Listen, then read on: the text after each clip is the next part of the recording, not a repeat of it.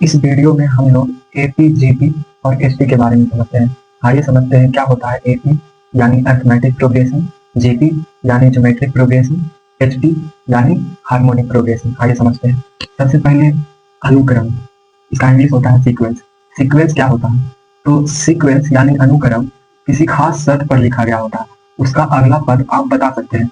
जैसे इसका एग्जाम्पल है 2, 4, 8, 16। इसका अगला पद कोई भी बता सकता है। इसका अगला पद 32 होगा, क्योंकि ये किसी खास शर्त के अंतर्गत लिखे जाते हैं। जैसे इसमें 2 से गुना किया है यानी इसका दो गुना है। 2 दूनी 4, 4 दूनी 8, 8 दूनी 16, यानी अगला पद 16 दूनी 32 होगा। अनुक्रम या सीक्वेंस किसी खास शर्त या विशेष शर्त के अंतर्गत लिखा गया होता है। उसके बाद अगला एग्जाम्पल है √2, √8, √18। ये कैसे है?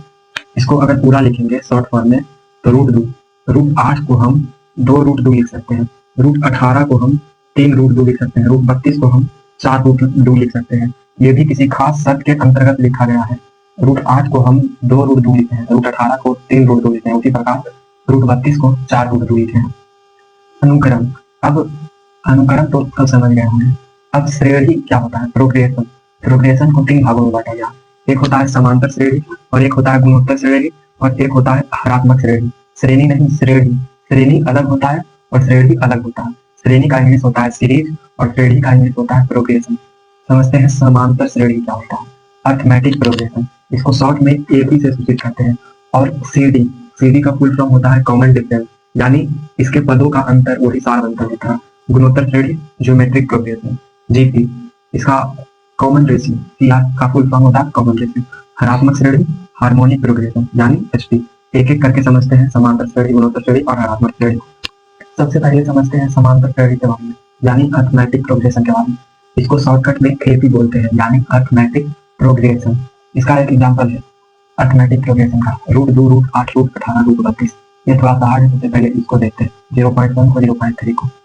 सबसे पहले समांतर श्रेणी का परिभाषा क्या होता है? समांतर श्रेणी का परिभाषा होता है वैसी श्रेणी जिसके लगातार 2 पदों का अंतर समान हो, उसे ही समांतर श्रेणी कहते हैं।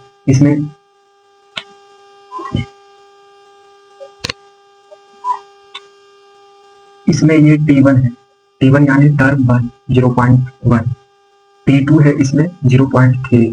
अब आप भी बता सकते हैं T3 कौन है? T3 है 0.5। T4 कौन है? T4 है 0.7। इसका परिभाषा क्या था?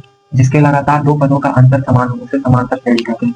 इसके लगातार 2 पदों का अंतर समान है, यानी हमेशा पीछे से आगे घटाना, यानी T2 माइनस T1 बराबर T3 माइनस T2 बराबर T4 माइनस T3। ये लगातार पदों का अंतर है, देखते हैं समान आता है या नहीं।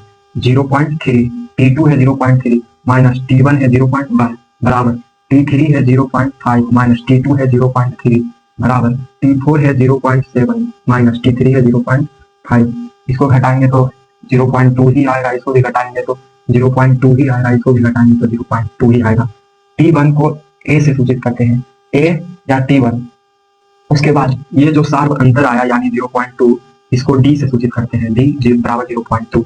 D या CD कॉमन डिफरेंस इसी को बोलते हैं। कॉमन डिफरेंस क्यों? क्योंकि इसमें भी कॉमन है 0.2, इसमें भी है 0.2, इसमें भी है 0.2, इसीलिए इसको कॉमन डिफरेंस बोला जाता है, यानी सार्व अंतर। और A को प्रथम पद बोला जाता है। उसके बाद जियोमेट्रिक प्रोग्रेशन क्या होता है, यानी गुणोत्तर श्रेणी। इसको शॉर्टकट में जीपी कहते हैं, यानी जियोमेट्रिक प्रोग्रेशन। इसका परिभाषा ऐसे है, जिसके लगातार 2 पदों का अनुपात समान हो, यानी जिसके लगातार 2 पदों का अनुपात, और ये अनुपात हमेशा बड़ा से छोटा ही होना चाहिए। जैसे 4 से 2, यानी T2 बटे T1 बराबर T3 बटे T2 बराबर T4 बटे T3। यहाँ पे T2 कितना है? 4 बटा 2 बराबर T3 8, T2 4, T4 16, T3 8। इसका अनुपात सबका समान है, इसका भी 2 आएगा, इसका भी 2 आएगा और इसका भी 2 आएगा। अगर कोई श्रेणी का लगातार 2 पदों का अनुपात समान हो तो वो ज्योमेट्रिक प्रोग्रेशन होगा, यानी गुणोत्तर श्रेणी होगा। उसके बाद समझते हैं हार्मोनिक प्रोग्रेशन यानी एचपी। इसको हिंदी में कहते हैं हरात्मक श्रेणी। अगर कोई श्रेणी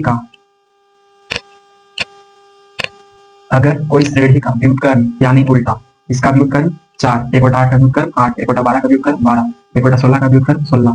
अगर किसी श्रेणी का व्युत्क्रम अगर एपी में रहेगा तो वो श्रेणी हरात्मक श्रेणी होगा, यानी हार्मोनिक प्रोग्रेशन होगा। अब एपी का क्या क्राइटेरिया था? उसका क्राइटेरिया था कि लगातार दो पदों का अंतर समान होना चाहिए। अगर इसका व्युत्क्रम करेंगे तो आएगा 4, 8, 12, 16 और ये एपी में होगा। क्यों? क्योंकि इसके लगातार पदों का अंतर समान होगा। अगर कोई श्रेणी का व्युत्क्रम एपी में होगा तो दिया गया श्रेणी एचपी में होगा, यानी हार्मोनिक प्रोग्रेशन होगा, यानी ये हार्मोनिक प्रोग्रेशन है। इसके अगले वीडियो में हम एपी, जीपी और एचपी का क्वेश्चन एनालिसिस करवाएंगे। धन्यवाद।